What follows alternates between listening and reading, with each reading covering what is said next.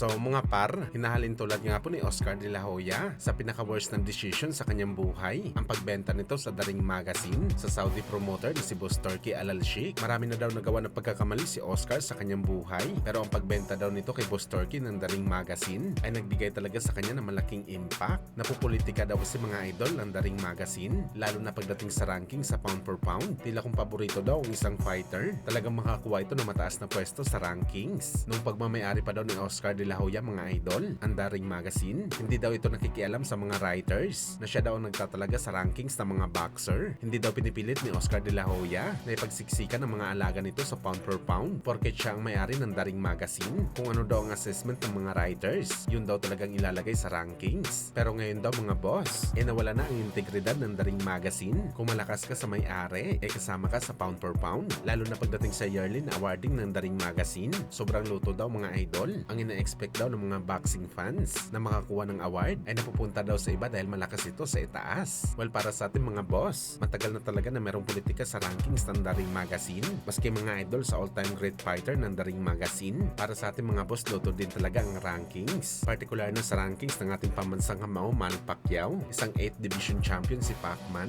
5 division lineal champion, oldest champion sa welterweight, 4-decade champion, at 3-time fighter of the year. Naging fighter of the decade din si Pacman. Ang mga record na to mga idol, posible na hindi na mabreak sa boxing sports. Pero pagdating sa ranking, si Pacman sa all-time great, number 9 lamang sa pwesto, at number 6 sa spot si Floyd, na 50 wins sa Rolos lamang ang record. At hindi porke tinalo ni Floyd si Pacman sa takbuhan na bakbakan, angat na ito sa rankings. Dapat hindi ganun yun mga idol. Sa hirap at sakripisyo ni Pacman, naluto lamang ito sa rankings. Mantakin nyo mga idol, flyweight champion hanggang junior middleweight champion. Kinalaban ni Pacman ang mga halimaw sa bawat division na to, tapos brutal tinalo sa bakbakan. Pero pagdating sa rankings, number 9 lang pala si Pacman sa all-time great. Aray ko mga boss.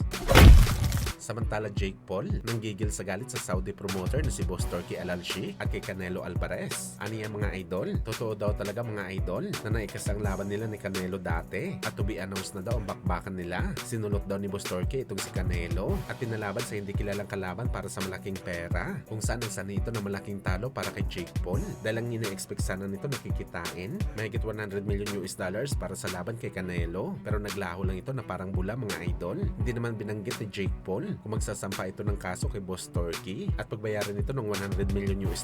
Sa unang sinabi kasi ni Jake Paul, nakaperma daw ng kontrata si Canelo sa kanya, saka ito tumakas papunta kay Boss Turki. Pero dahil walang kaso galing kay Jake Paul, malamang drawing lamang sinabi ng YouTuber na nakaperma si Canelo ng kontrata. Dahil kung meron talaga perma mga idol, sana matagal na si Jake Paul nagsampa ng kaso, lalo na sa Saudi promoter.